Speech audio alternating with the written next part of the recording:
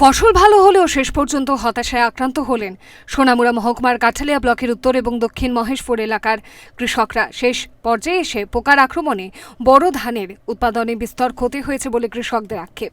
এ সময় দফতরের ভূমিকা নিয়েও ক্ষোভ জানান কৃষকরা। এই বছর সময়মতো বৃষ্টি না হওয়ায় এবং জলসেচের সুব্যবস্থা না থাকায় বড় ধানের ফসল অপ্রত্যাশিত খারাপ হয়েছে। যখন বৃষ্টি হয়েছে তার আগেই পোকায় সদ্য বের হওয়া ধানের শেষে আক্রমণ করে সর্বনাশ করে দিয়েছে।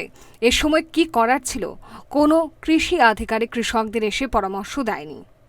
এমনকি এলাকার বিএলডব্লিউকেও একটু পরামর্শের জন্য খুঁজে পায়নি কৃষকরা। ফলে কাঠালিয়া ব্লক এলাকার উত্তর এবং দক্ষিণ মহেশপুর কৃষি মাঠে ৮০% কৃষি জমির বড় ধান পোকার পেটে চলে গেছে।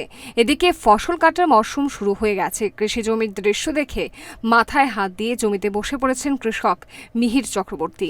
দেখেন, আমি সাধারণ ক্ষুদ্র কৃষক, কৃষি বিষয় থেকে বীজ দিছে, বৃষ্টি লাগানোর পরে ধানের ছড়া খুব ভালো বাড়িছে, কিন্তু দেখা গেছে ধানের ছড়াটি বাড়ানোর পরে ম্যাক্সিমাম মানে অধিকাংশ ছড়া ফুকে কাটিয়া সেচ দিয়ে লাগছে একটা সাদা ফুক।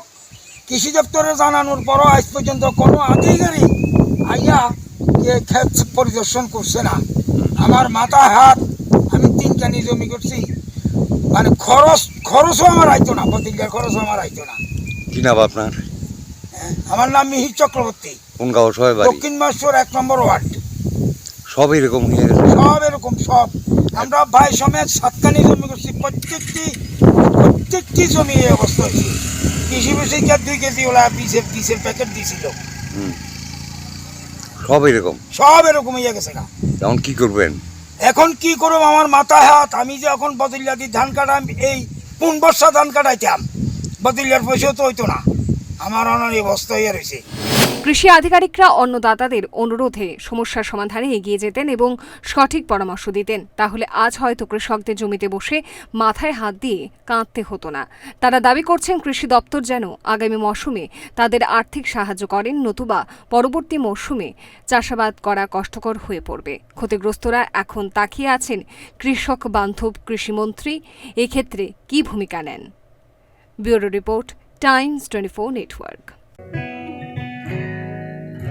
জুড়ে থাকে বাঁধন